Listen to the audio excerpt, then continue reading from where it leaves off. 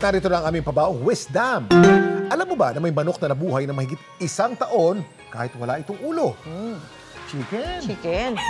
Chicken. 1945 na magkatay ng mga alaga nilang manok ang mag-asawang Lloyd at Clara Olsen sa Colorado sa Amerika. Pero ang isa sa mga manok tila hindi pa handang harapin si kamatayan. Kasi kahit pugot na ang ulo nito, tumakbo-takbo pa raw ito sa kanilang farm.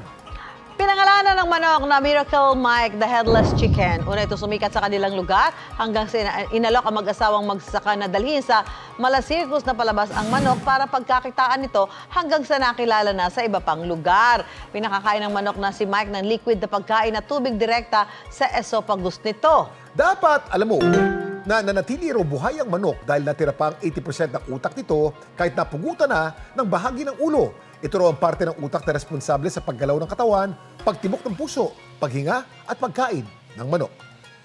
Yan ang dapat alam mo.